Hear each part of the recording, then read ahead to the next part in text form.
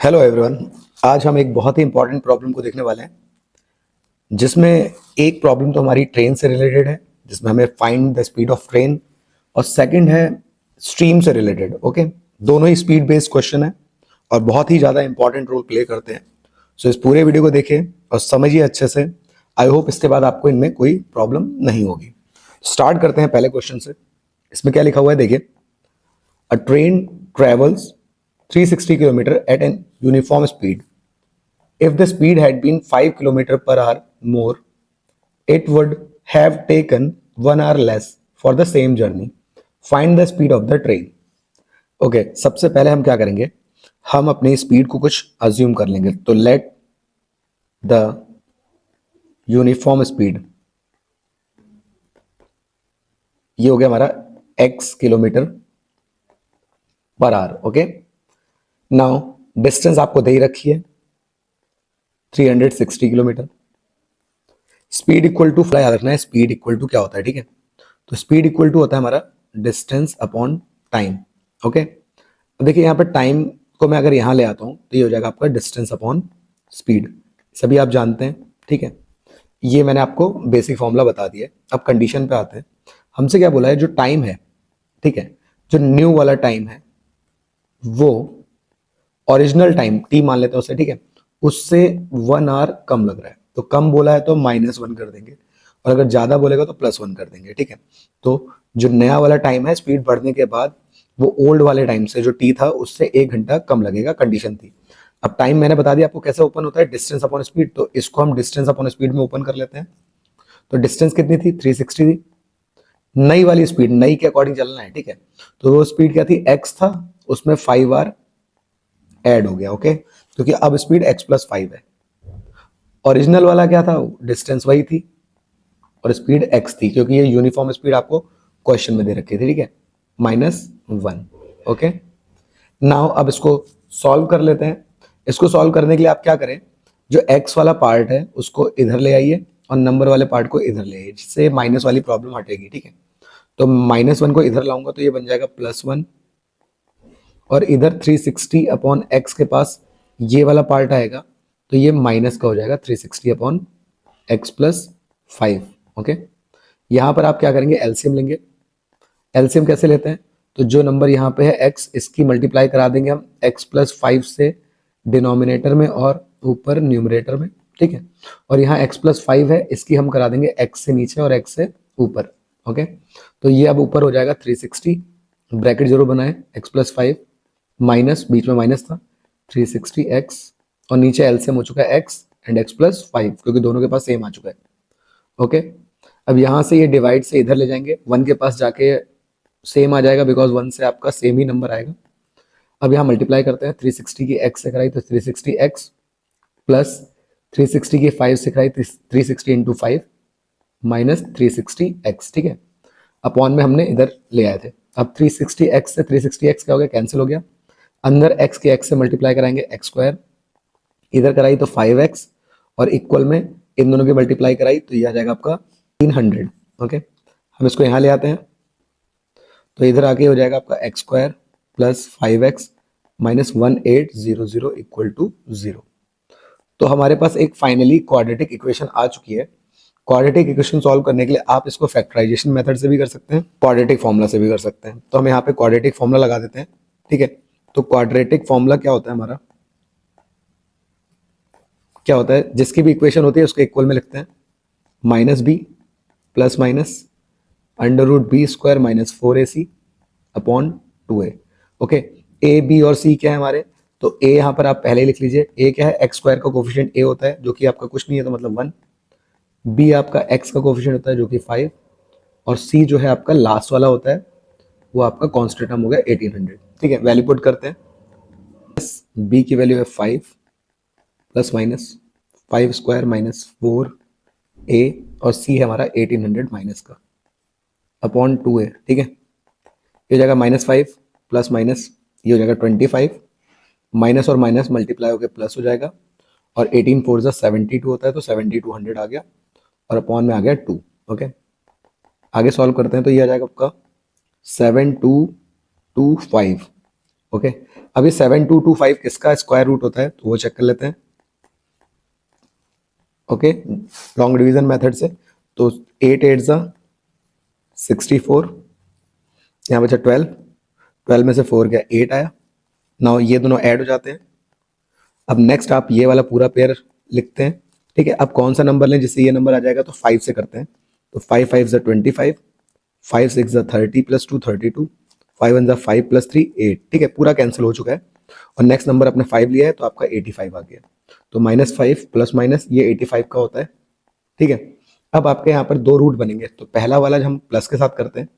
तो x की value निकाल रहे थे तो x equal to -5 plus 85 upon 2।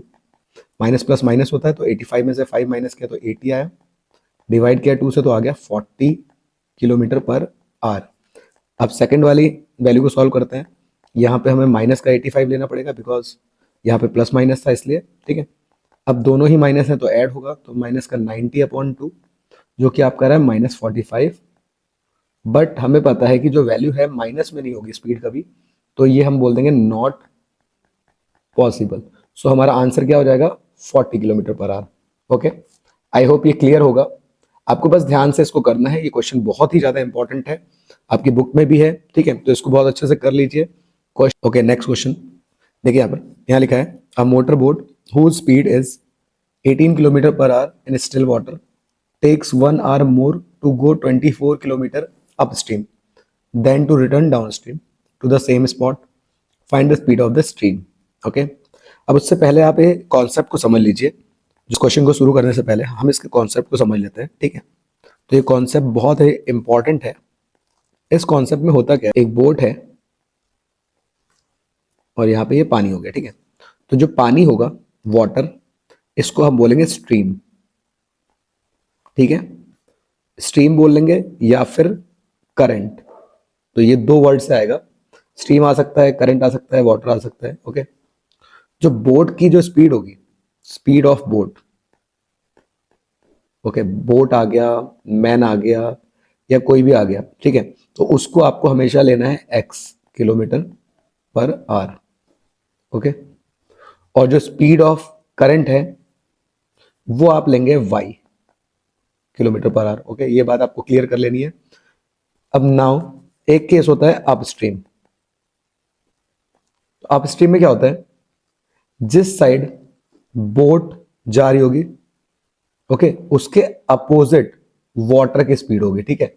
मतलब जो x ये है तो y की डायरेक्शन ये होगी, ठीक है।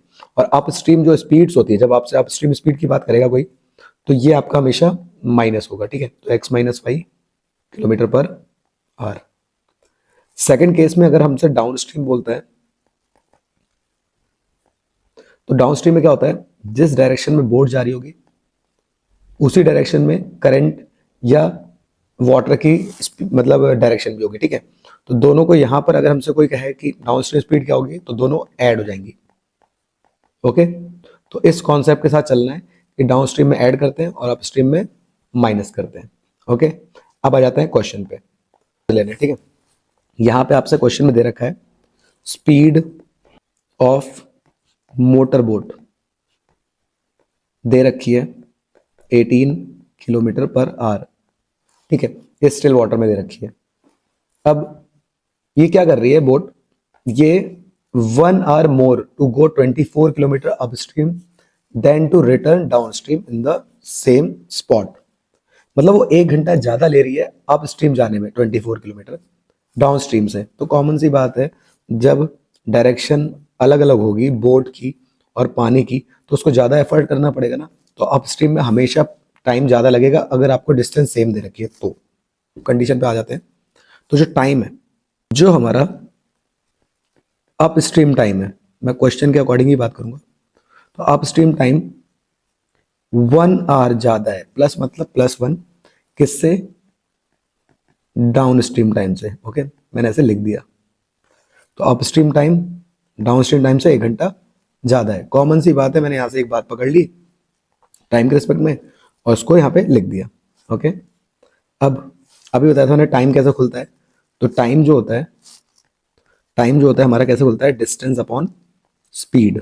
ओके, तो डिस्टेंस कितनी है, क्वेश्चन में दे रखा है आपको 24 किलोमीटर, तो उसको लिख देते हैं 24 अपॉन, क्योंकि यहाँ अप स्ट्रीम की बात आ रही है तो अप स्ट्रीम स्पीड क्या थी, अप स्ट्रीम में हमारी दोनों अपोजिट थी एक्स और वाई, तो दोनों क्या होंगी, माइनस हो जाएंगी। क्लियर है?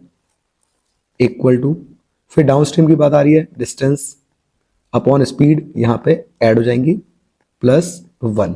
क्लियर है? अब यहाँ पर आपको जो ये पहले जो पार्ट आता है एक्स, ठीक है, तो एक्स क्या थी, बोट की स्पीड थी, और वाई क्या थी, स्पीड ऑफ स्ट्रीम। ठीक है, तो इसको हमें सेकंड नंबर पे रखना होता है। तो देखिए एक्स की वैल्यू तो ऑलरेडी दे रखी है ना, तो ये एक्स की वैल्यू यहाँ पे दे रखी है, हम यहाँ पे रख देते हैं। तो मैं यहाँ पे पुट कर देता हूँ 24 अपॉन 18 माइनस वाई। ओके, यहाँ पे 18 प्लस वाई और बीच में आ गया प्लस। ओके, आई होप इतना क्लियर होगा। अब इस वाले पार्ट को यहाँ ले आते हैं, 24 upon 18 minus y minus 24 upon 18 plus y equal to 1।